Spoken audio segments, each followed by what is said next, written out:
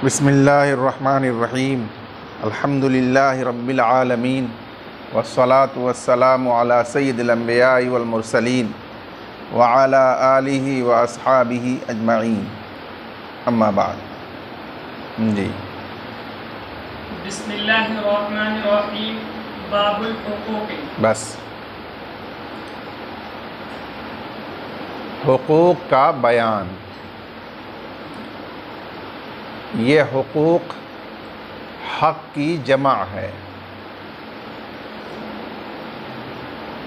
जिसके माना है लुग़त में हर साबित शुदा अम्र वो हक़ कहलाता है। और यहाँ इससे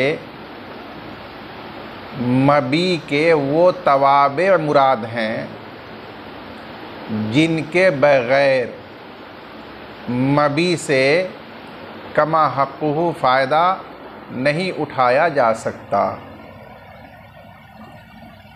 ऐसे तवाबे मबी को हुकूक से यहाँ ताबीर फरमाया है। चूँकि साहिब हिदाया ने जामे सग़ीर की तरतीब पर बिदायतुल मुब्तदी की तरतीब रखी और इमाम मोहम्मद रहमतुल्लाह अलैह ने जामे सग़ीर में बाबुल हुकूक को बयान फरमाया है बाबुल रिबा के बाद, तो उसके इत्तिबा में साहिब हिदाया ने इसको बाबुल रिबा के बाद बयान फरमाया। और वैसे भी तवाबे का ज़िक्र असल के ज़िक्र से फारिग होने के बाद किया जाना चाहिए।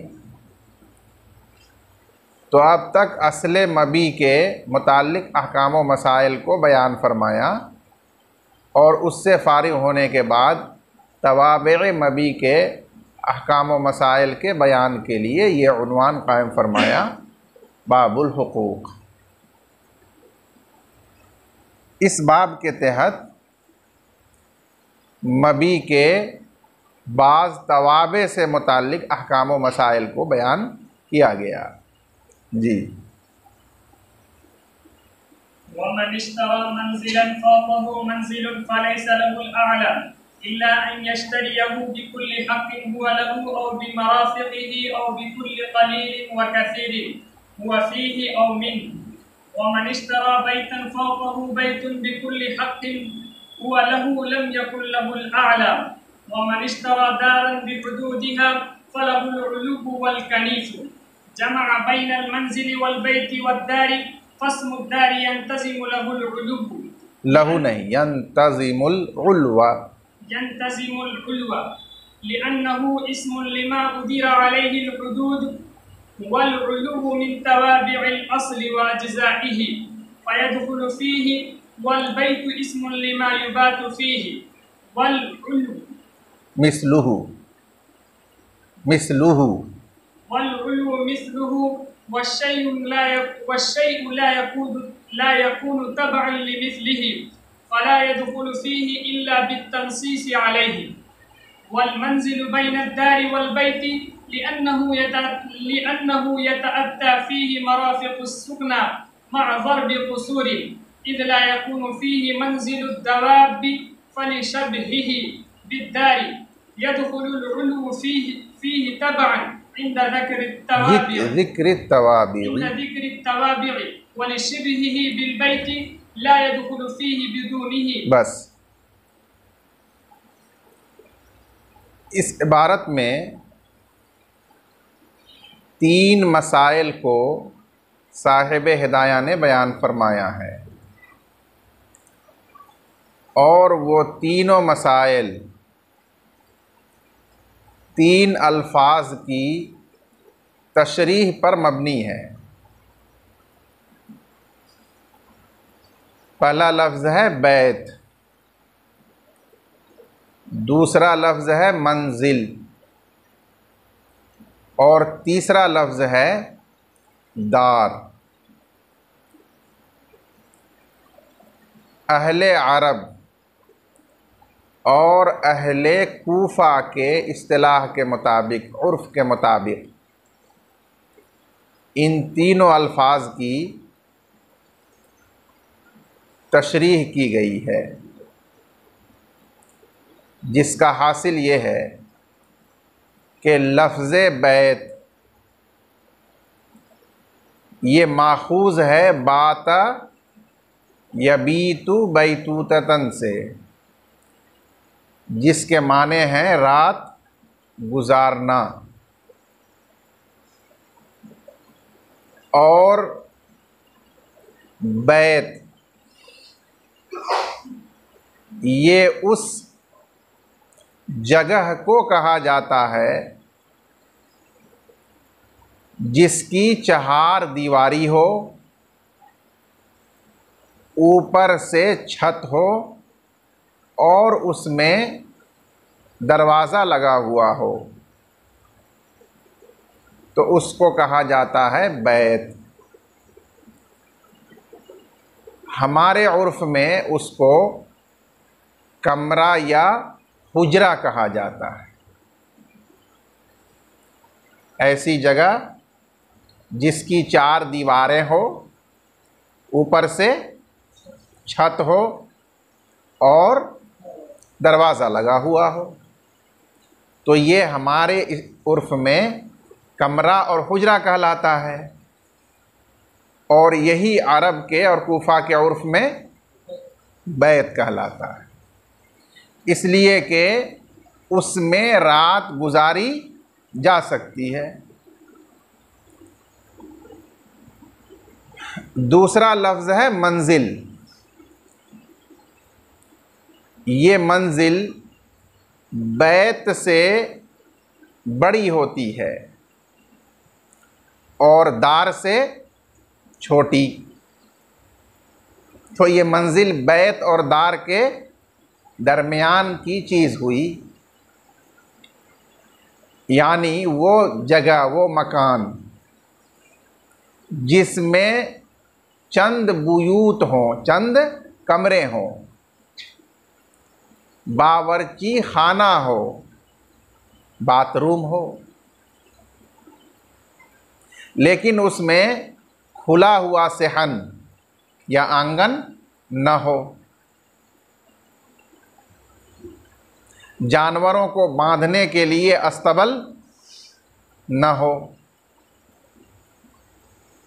तो उसको मंजिल कहते हैं। हमारे उर्फ में उसको फ्लैट कहते हैं। और दार ये उस हवेली को कहते हैं, पूरे मकान को कहते हैं जिसमें चंद मंजिलें हों, खुला हुआ आंगन भी हो, जानवरों को बांधने के लिए ठिकाना और अस्तबल हो, उसको कहेंगे दार। ये तीन अल्फाज की तशरीह हो गई।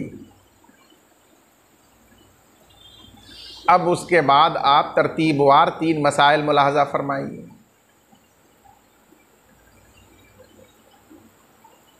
कि दो मंजिला मंजिलों में से नीचे वाली मंजिल को किसी ने ख़रीद लिया तो उसकी दो सूरतें होंगी।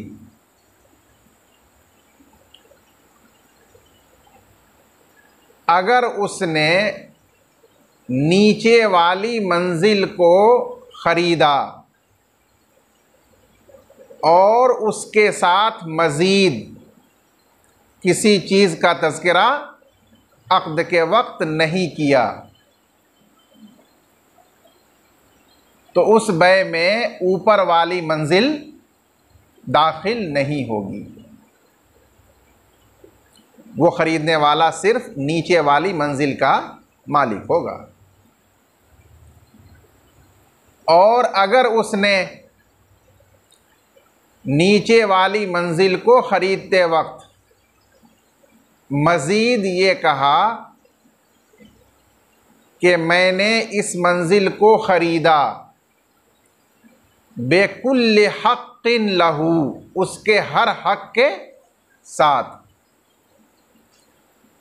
या कहा बेमराफ़िक़िही, उस मंजिल की तमाम सहूलियात के साथ, या कहा बिकुल्ल क़लीलिन व कसीरिन लहू फ़ीही, हर उस कम बेशी के साथ जो इस मंजिल के लिए साबित है, औ मिन्हु, या जो इस मंजिल का हिस्सा है, इस मंजिल में से है।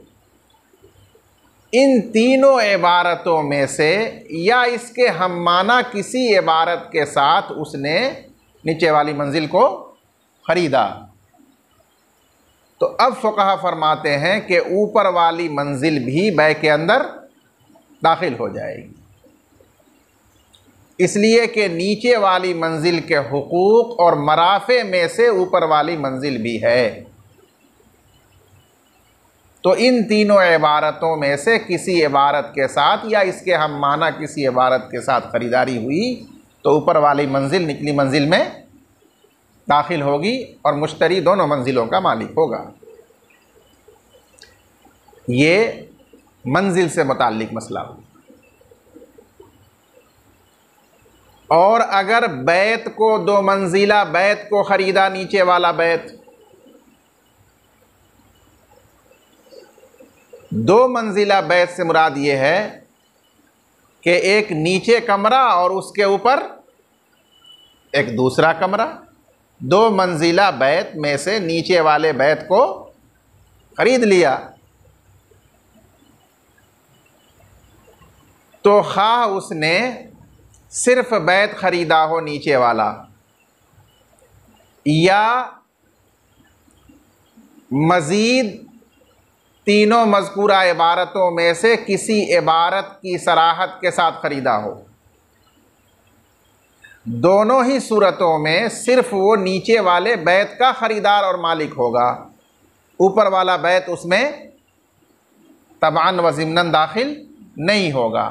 इल्ला ये कि सराहत से ऊपर वाले बैत का ज़िक्र कर दे कि मैंने नीचे वाला बैत ख़रीदा उसके ऊपर वाले बैत के साथ, तब ऊपर वाला बैत सराहतन ज़िक्र करने की वजह से मबी होगा। जब तक सराहतन उसको ज़िक्र नहीं किया उस वक्त तक वो इस बै में दाखिल नहीं होगा। और अगर किसी ने दार को ख़रीदा, ये तीसरा मसला दार से मुताल्लिक़, दार को ख़रीदा उसके तमाम हुदूद के साथ, तो अब उसमें जितनी मंजिलें हैं, खा वो ऊपर नीचे हो या बराबर बराबर हो, सेहन और आंगन है, बैतुल खला है, जानवरों को बांधने का ठिकाना और अस्तबल है, ये सब उस बै में दाखिल हो जाएगी खुद ब खुद, चाहे उसने मज़ीद कोई इबारत उसमें ज़िक्र नहीं की। इन तीनों सूरतों में फ़र्क की दलील क्या है? दलील ये है कि बैत में नीचे वाला बैत और ऊपर वाला बैत दोनों बैत एक दूसरे के मिस्ल है। जिस तरह बैत का मिस्दाक नीचे वाला बैत है, उसी तरह बैत का मुकम्मल मिस्दाक ऊपर वाला बैत।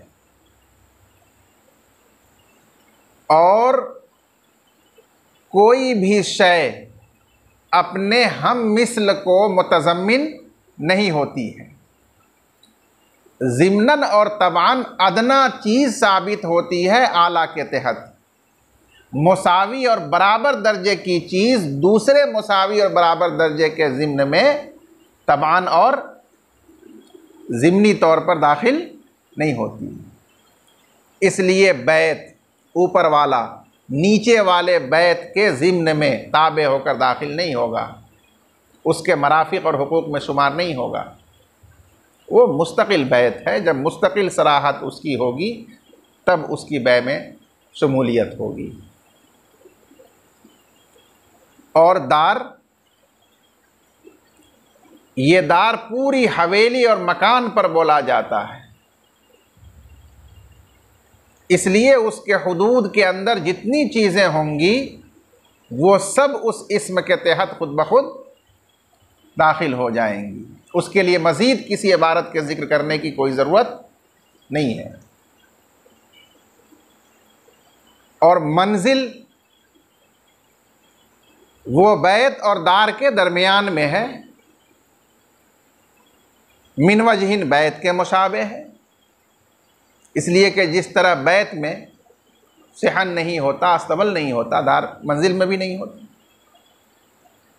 और मिन वजहिन वो दार के मुशाबे भी है, क्योंकि जिस तरह दार में कई कमरे होते हैं, इस मंजिल में भी एक से ज़ायद कई कमरे होते हैं। तो इसलिए मंजिल में दरमियानी सूरत पर अमल किया गया कि अगर मंजिल को ख़रीदा और उसके अलावा कुछ ज़िक्र नहीं किया, तब तो बैत की मुशाबहत पर अमल करते हुए ऊपर वाली मंजिल उसमें दाखिल नहीं होगी, जैसे बैत में ऊपर वाला बैत दाखिल नहीं होता। और अगर उसने हुकूक या मराफिक या कलील व कसीर का ज़िक्र कर दिया मंजिल के साथ साथ, तो अब इस सूरत में दार की मुशाबहत पर अमल करते हुए कहा जाएगा कि ऊपर वाली मंजिल उसमें दाखिल हो जाए। ये है तीनों मसाइल के दरमियान फ़र्क की दलील। व मनिश्तरा मंजिलन फ़ौक़हु मंजिलुन, और अगर किसी ने ऐसी मंजिल ख़रीदी जिसके ऊपर दूसरी मंजिल बनी हुई है, यानी 2 मंजिला मकान में से नीचे वाली मंजिल उसने ख़रीद ली, फ़लैस लहुल आला, तो उस ख़रीदने वाले के लिए ऊपर वाली मंजिल नहीं होगी, वो सिर्फ निचली मंजिल का मालिक होगा।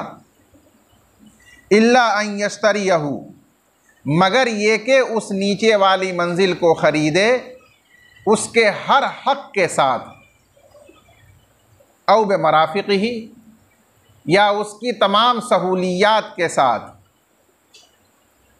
औ बेकुल्ल क़लीलिन व कसीरिन, या हर कम और ज़्यादा के साथ जो उस मंजिल में है या जो उस मंजिल से मुताल्लिक़ है, उसका जुज़ है।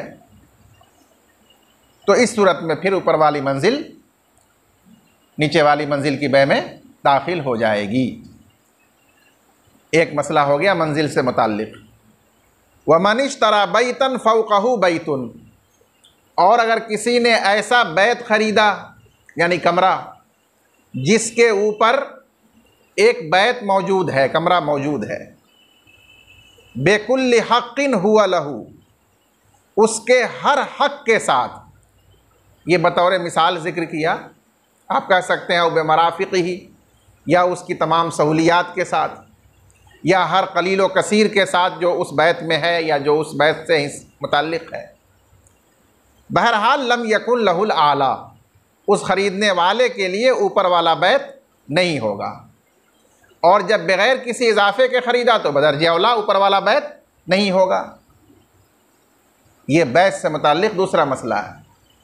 व मनिश्तरा दारन बेहुदूदिहा, और अगर किसी ने दार ख़रीदा, हवेली, उसके हुदूद समीत, फ़लहुल उल्वु, तो उसके लिए ऊपर वाली मंजिल होगी। इल्वुन उल्वुन ऊपर वाली मंजिल को कहते हैं। वल कनीफ़ु, और बैतुल खला भी होगा, अगर उसमें बैतुल खला बाहर हो, कमरों से अलग, जैसे कदीम ज़माने में बनता था, तो बैतुल खला भी ख़रीदने वाले की मिल्क होगा। जमा बैनल मंजिली वल बैति वद्दार, इमाम मोहम्मद रहमतुल्लाह अलैह ने इस इबारत में जमा फरमाया मंजिल, बैत और दार तीनों को, यानी तीनों के अहकाम को बयान फरमाया। फ़इस्मुद्दार यंतज़िमुल इल्वा, पस दार का इस्म यानी दार का लफ्ज़ शामिल है ऊपर वाली मंजिल को, वज़अन, लिअन्नहु इस्मुन लिमा उदीर अलैहिल हुदूद, इसलिए कि ये दार नाम है उस मकान का जिसके ऊपर हदें दायर की गई हों, यानी जिस पर हदबंदी और चहारदीवारी कर दी गई हो। अब चाहे उसके अंदर में कमरे हों, या उसके अंदर में खुला हुआ सेहन हो, या उसके अंदर में बाथरूम हो, या उसके अंदर में अस्तबल हो, या उसके ऊपर में मंजिलें हों, ये सब उसके अंदर में दाखिल और शामिल हैं। इसलिए फरमाया वल इल्मु मिन तवाबिल असली, और ऊपर वाली मंजिल असले दार के तवाबे में से है, व अज्ज़ाई, और उसके अज्ज़ा में से है, लिहाजा वो इसमें दार में दाखिल होगी। वल बैतु इस्मुन लिमा युबातु फीही, और बैत नाम है उस कमरे का जिसमें रात गुजारी जाए। ये तारीफ़ मुख्तसर है, उसकी वजाहत ये करेंगे कि जिसमें चारदीवारी हो, ऊपर से छत हो, दरवाज़ा हो। वल इल्वु मिसलुहु, और ऊपर वाला बैत, यहाँ इल्व से अलबैतुल इल्वु, ऊपर वाला बैत उसी के मिसल है, यानी मुसावी और बराबर है। वश्शैउ ला यकूनु तबअन लिमिस्लिही, और कोई चीज़ अपने मिसल और मुसावी के लिए ताबे नहीं होती है, अपने से आला के ताबे होती है। और यहाँ बैत और बैत मुमासिल और मुसावी है, इसलिए ऊपर वाला बैत नीचे वाले बैत के ताबे नहीं होगा, तो तवाबे के ज़िक्र से भी वो दाखिल बै के अंदर नहीं हो सकेगा। फ़ला यदखुलु फ़ीही, लिहाजा वो इसमें बैत में दाखिल नहीं होगा, इल्ला बितंसीस अलैहि, मगर उसकी सराहत कर देने से। अगर ये कह दे कि मैंने निचला बैत ऊपर वाले बैत समीत ख़रीदा और उस पर बेचने वाला राज़ी हो, तब दाखिल होगा। वल मंजिलु बैन दारी वल बैती, और मंजिल दार और बैत के दरमियानी मकान है, यानी मिन वजहिन वो बैत के मुशाबे है, मिन वजहिन दार के मुशाबे है। लिअन्नहु यतअत्ता फ़ीही मराफ़िक़ुस सुकना माज़र बिक़ुसूरिन, इसलिए कि उस मंजिल में मयस्सर होती हैं, यतअत्ता यतअस्सरु के माना में, मंजिल में मयस्सर होती हैं मराफ़िक़ुस सुकना, रिहाइश की तमाम सहूलतें, माज़र बिक़ुसूरिन, कुछ कमी के साथ।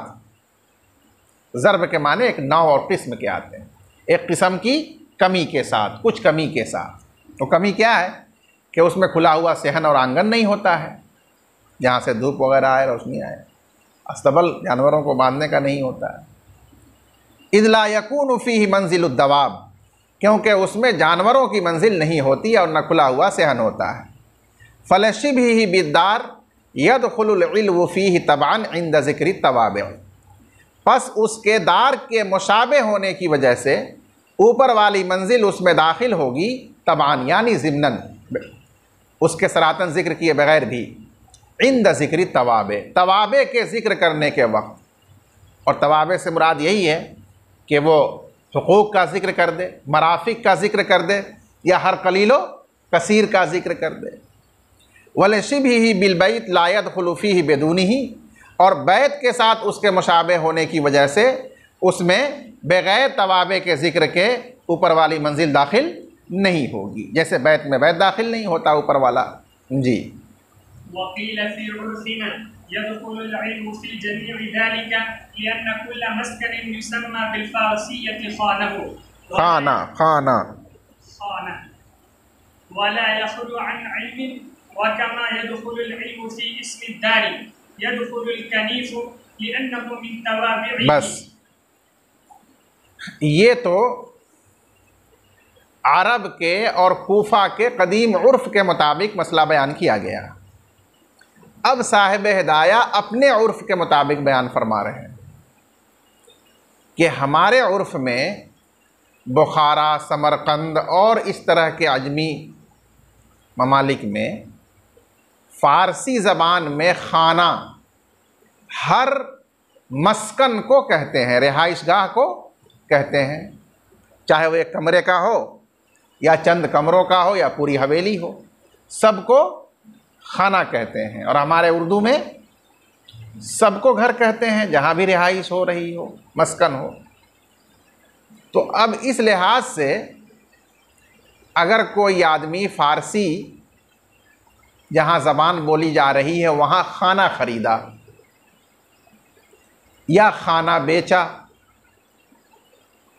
दरा हाले के उस उर्फ में हर खाना 2 मंजिल का होता हो तो खाना के इतलाक़ में दोनों मंजिल शामिल होगी बग़ैर कुछ ज़िक्र किए हुए। जैसे हमारे यहाँ अगर किसी ने घर बेचा और वो घर 2 मंजिला है तो दोनों मंजिल उस घर की बै में शामिल हो जाएगी। दूसरा मसला ये लिखा गया, जैसा कि हमने बता दिया था पहले ही, कि दार की बै में जिस तरह से ऊपर वाली मंजिल भी दाखिल होगी उसी तरह अगर उसका बैतुल खला या गुस्ल खाना कमरों से बाहर सहन में कहीं बना हुआ है तो वो भी उसमें बग़ैर ज़िक्र के दाखिल हो जाएगा, इसलिए कि वो भी दार के हुदूद में शामिल है। वक़ील फ़ी उर्फ़िना, और कहा गया है कि हमारे बुखारा और समरकंद के उर्फ़ में ऊपर वाली मंजिल इन तमाम सूरतों में दाखिल होगी, इसलिए कि हर रिहाइश गाह को फ़ारसी में खाना कहा जाता है और उर्दू में घर कहा जाता है। अब अगर वो 2 मंजिला है तो ऊपर वाली मंजिल भी उसकी बै में दाखिल होगी। वला यखलू अन इल्विन, और वो खाना उर्फ़ में उमूमन ऊपर वाली मंजिल से खाली नहीं होता, ऊपर वाली मंजिल भी उसमें हुआ करती है। और जिस तरीक़े से ऊपर वाली मंजिल दार के इस्म में दाखिल हो जाती है बैतुल खला भी दाखिल होगा, अगरचे वो अलग बना हुआ हो, कमरों के साथ अटैच ना हो, वो भी दाखिल होगा। लिअन्नहु मिन तवाबिही, इसलिए कि ये बाथरूम बैतुल खला भी दार के तवाबे में से है और वो तवाबे उसके हुदूद में शामिल है, इसलिए वो उसमें दाखिल होगा। जी।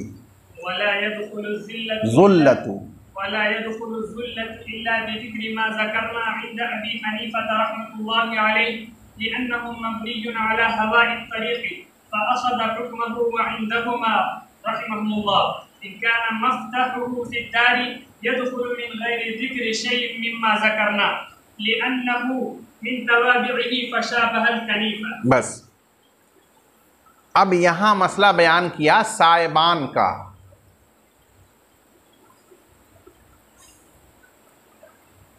कदीम उर्फ़ के मुताबिक जो मकानात बनाए जाते थे वो गली के दोनों किनारे बनाए जाते थे और बीच से गली होती थी, रास्ता। अब उसके दरवाज़े पर साइबान बना दिया जाता था ताकि वहाँ रुक कर या सवारी से उतर कर अंदर दाखिल होना पड़े और बारिश वगैरह हो रही हो तो आदमी महफूज रहे। तो इसके लिए दरवाज़े पर साइबान बना दिया जाता था, जो साइबान असल में रास्ते की फ़िज़ा पर बना हुआ होता था, निकला हुआ होता था। और कभी कभी दरवाज़े के बजाय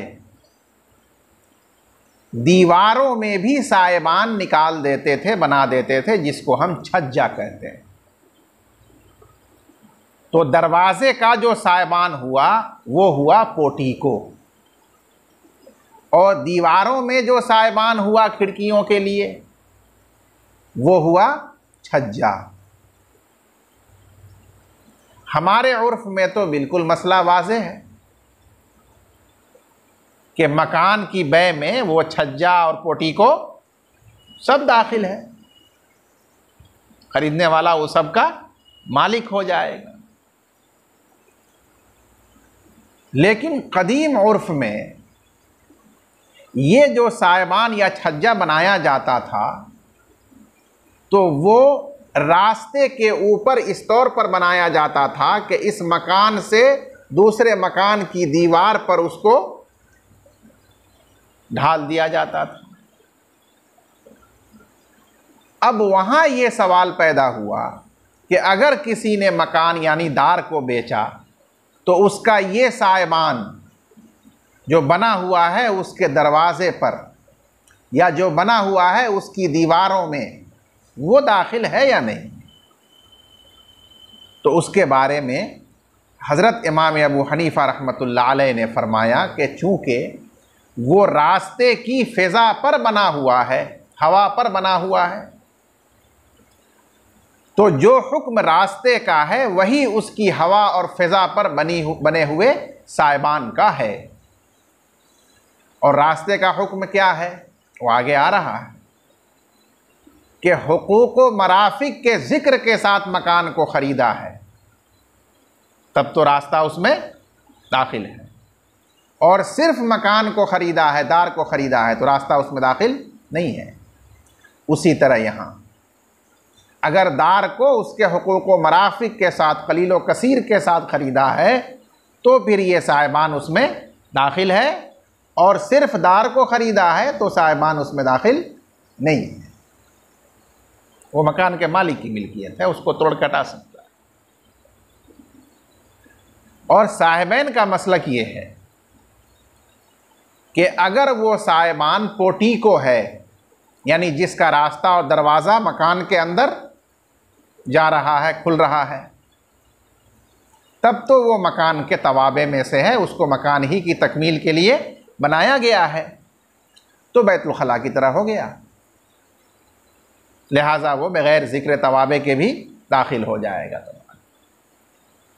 और अगर उसका कोई रास्ता और दरवाज़ा अंदर घर के अंदर नहीं जाता, नहीं खुलता है, दीवारों से उसको निकाल दिया गया है साहिबान के तौर पर रास्ते पर, तो उसके बारे में साहिबैन फरमाते हैं कि अब ये तवाबे में से शुमार नहीं किया जाएगा, क्योंकि रास्ते की फ़िज़ा पर यह बना हुआ है, तो वो रास्ते के हुक्म में अब होगा।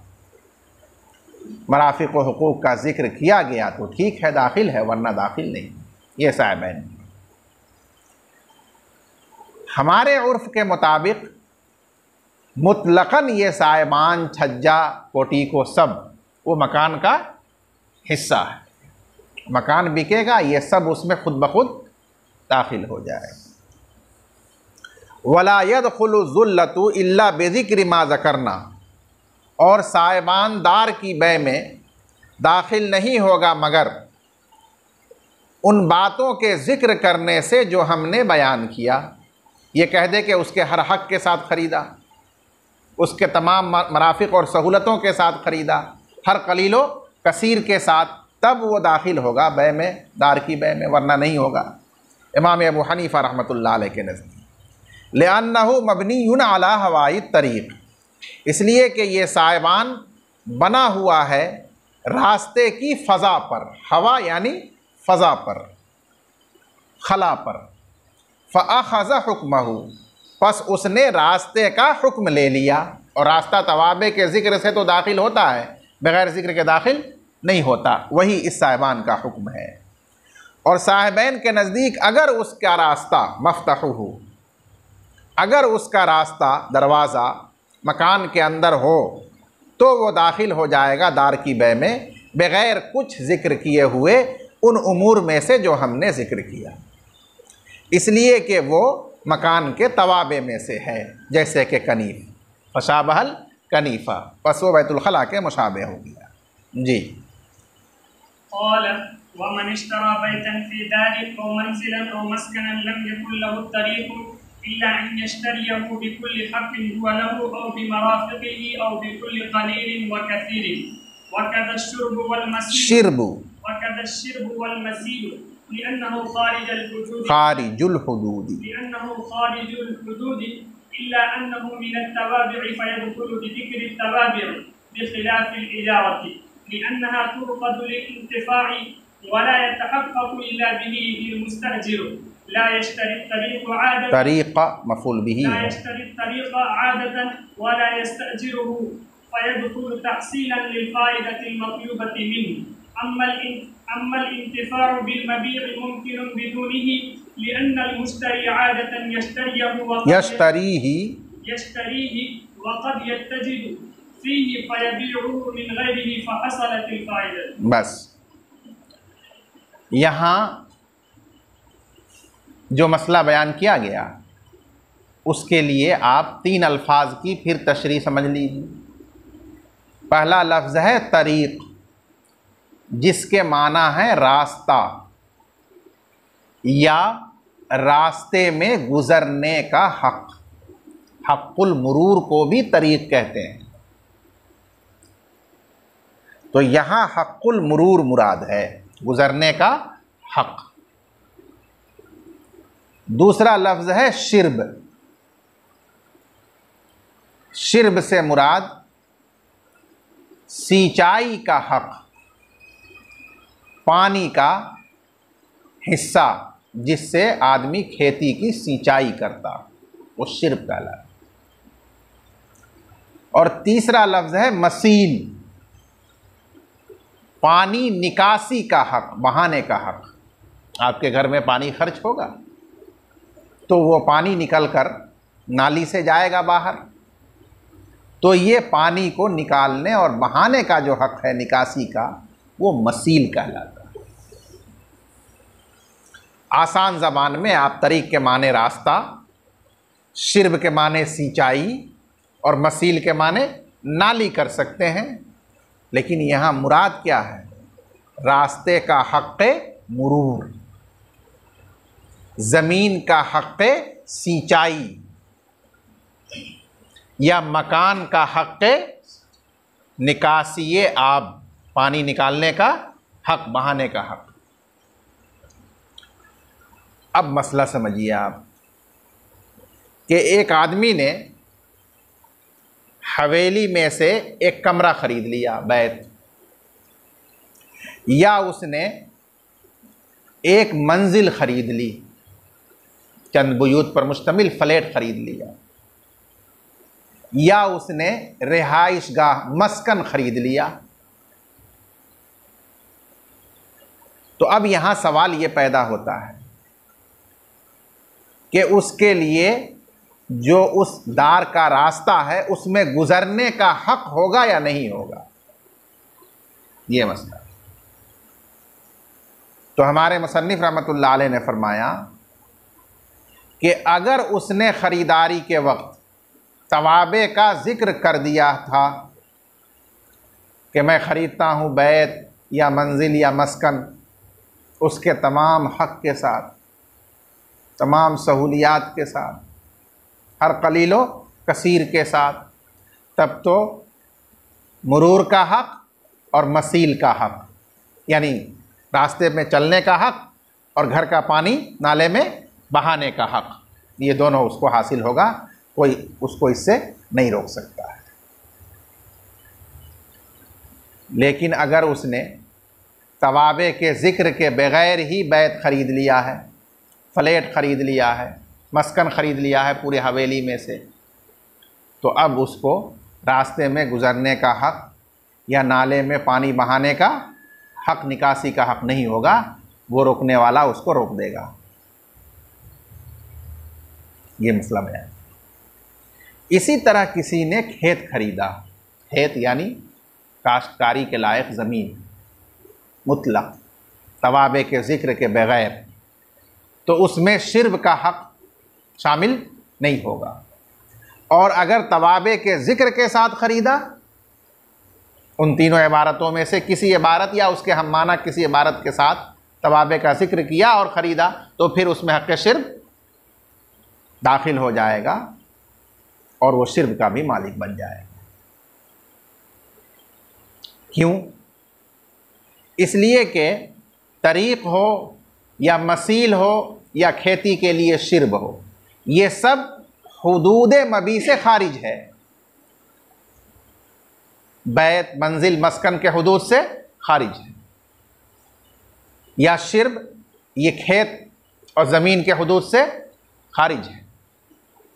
अलबत्ता ये उस मबी के तवाबे में से है, क्योंकि इसके बग़ैर फ़ायदा उठाया नहीं जा सकता मबी से। तो तवाबे का अगर ज़िक्र करेगा तो ये तवाबे उसमें दाखिल होंगे, नहीं ज़िक्र करेगा तो नहीं दाखिल होंगे। क्योंकि बाज़ दफ़ा आदमी का मकसद ख़रीदने से बिज़नेस करना होता है, मुनाफ़े कमाना होता है। तो मुनाफ़े कमाने वाला, तिजारत करने वाला खेत खरीद लिया, मकान खरीद लिया, फ्लैट खरीद लिया और फिर किसी के हाथ से नफ़ा मिला तो उसको बेच दिया। न उसको तरीक़ की ज़रूरत, न उसको मसील की ज़रूरत, न उसको शिर्ब की ज़रूरत, बग़ैर उसके उसने अपना फ़ायदा उठा लिया उससे मुनाफ़े का। तो बस उससे जो मतलूबा फ़ायदा है वो इन तवाबे के बग़ैर भी ख़रीदने वाला हासिल कर सकता है। इस वजह से उसके बग़ैर भी बै मुनक़िद हो जाएगी, ख़रीदारी सही हो जाएगी। अलबत्ता अक़्द इजारा जो फ़ायदा ही हासिल करने के लिए मुनक़िद किया जाता है, वहाँ मुनाफ़ा कमाना मकसद नहीं होता। यानी अगर कोई आदमी मकान या कमरा या रिहाइशगाह या मंजिल किराए पर लेगा तो उसका मकसद क्या होगा? उसमें सुकना का फ़ायदा हासिल करना। खेत जब वो किराए पर लेगा तो उसका मकसद क्या होगा? उसमें काश्तकारी करके फ़ायदा उठाना। तो इजारा में मुनाफ़े पर ही अक़्द होता है और यहाँ मबी के मुनाफ़े को हासिल करना बग़ैर इन तवाबे के मुमकिन नहीं है।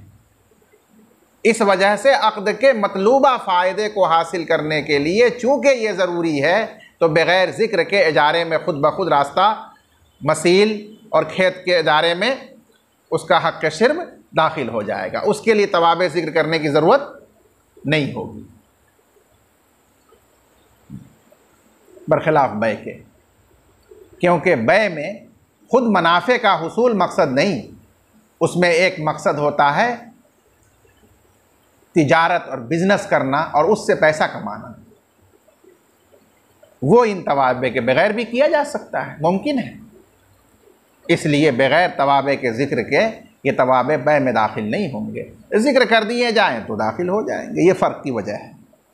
इमाम मोहम्मद ने फरमाया मन इश्तरा बैतन फ़ी दारिन, और अगर किसी ने एक बैत यानी कमरा ख़रीदा मकान के अंदर, या मंजिल ख़रीदी या रिहाइशगाह ख़रीदी, तो उस ख़रीदने वाले को रास्ता नहीं मिलेगा यानी गुज़रने का हक़, मगर ये कि उसको ख़रीदा हो हर उस हक़ के साथ जो उस बैत के लिए या मंजिल के लिए साबित है, या उसकी तमाम सहूलियात के साथ, या हर कलीलो कसीर के साथ, यानी तवाबे का ज़िक्र कर दिया हो। और इसी तरह है सींचने का हक़ खेत की बै में, और पानी बहाने का हक़, पानी की निकासी का हक़, लिअन्नहु खारिजुल हुदूद, इसलिए कि ये सब मज़कूरा चीज़ें, हुज़मीर का मर्ज अल-मज़कूर, ये मज़कूरा चीज़ हुदूद मबी से बाहर है, खारिज है, लिहाजा वो दाखिल नहीं है। इल्ला अन्नहु मिन तवाबे, मगर ये कि वो तवाबे मबी में से है, क्योंकि इनके बग़ैर मबी से पूरा फ़ायदा नहीं उठाया जा सकता। बस दाखिल हो जाएगा तवाबे के ज़िक्र करने से, बरखिलाफ़ इजारा के, इसलिए कि वो मुनक़िद किया जाता है फ़ायदा उठाने के लिए, और फ़ायदा उठाना मुतहक़्क़ नहीं होगा मगर इस मज़कूरा चीज़ के साथ। मकान ख़रीदा है तो बग़ैर रास्ते और नाली का फ़ायदा नहीं उठा सकता, नहीं रिहाइश कर सकता। खेत ख़रीदा है तो शिर्ब के बग़ैर उसमें काश्तकारी ख़रीदा नहीं, इजारा पर लिया है किराए पर, तो बग़ैर उसमें शिर्ब के काश्तकारी नहीं कर सकता।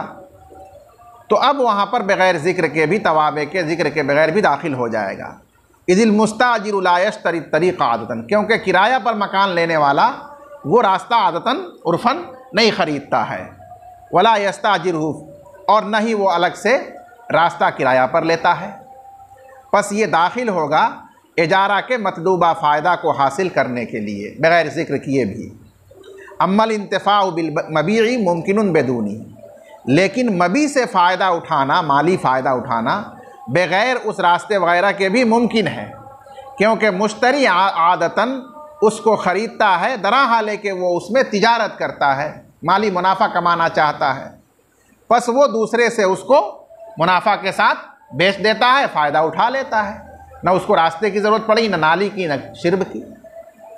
फ़ासलतिल फ़ायदा, तो बै का फ़ायदा हासिल हो गया, इसलिए वो बै जायज़ हो जाएगी बग़ैर तवाबे के भी। हाँ, अगर उसका ज़िक्र कर दिया है तो ज़िक्र करने की वजह से तवाबे दाखिल हो जाएंगे। वल्लाहु आलम।